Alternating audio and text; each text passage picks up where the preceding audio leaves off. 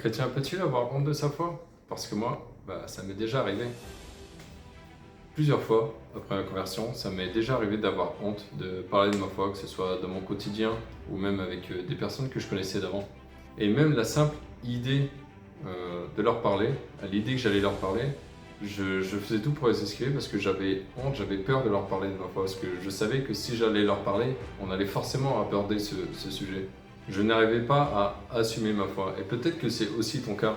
Par exemple, j'avais peur qu'on me dise que je suis ridicule, que j'avais peur qu'on se moque, j'avais peur du jugement. Mais heureusement, on a un Dieu de processus qui n'attend pas qu'on soit parfait pour qu'on se rapproche de lui. Et je suis passé par l'étape où j'avais honte de parler de Christ à cause des conséquences. Mais le Seigneur m'a montré ce que je devais faire pour grandir.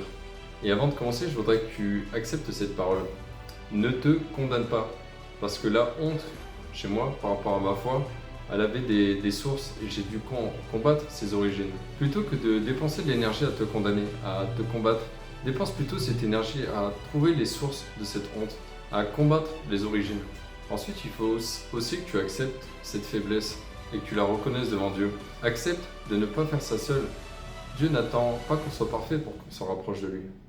Je pars de zéro pratiquement, parce que j'ai reçu un mauvais enseignement chrétien quand j'étais petit et ça m'a fait devenir athée.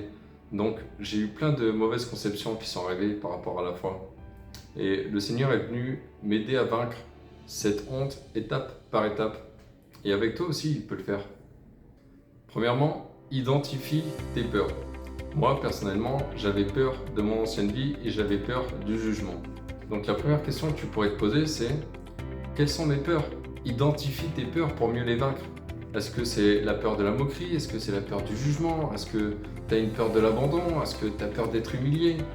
Une fois que tu as identifié ces peurs, tu comprends tes faiblesses et tu sais maintenant comment les vaincre, comment les surmonter. La deuxième question que je vais te poser, c'est as-tu confiance? Moi, personnellement, je n'avais pas une grande confiance en moi et j'avais aussi une très mauvaise confiance en Dieu. Et j'aimerais que tu te poses cette question. Est-ce que tu as confiance en toi quand tu veux parler du Christ?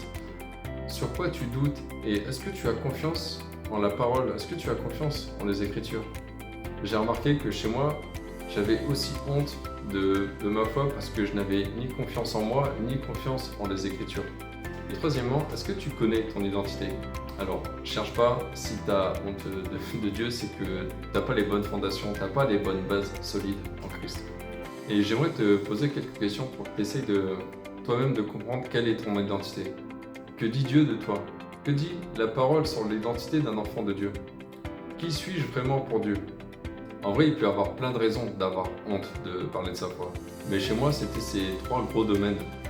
Il faut aussi que tu comprennes une chose, c'est que Dieu ne fera pas tout. Tu as aussi ta part active à faire. Mais ce qui est bien, et c'est ce qui est rassurant, c'est que le Saint-Esprit est là pour nous accompagner tout le long du chemin.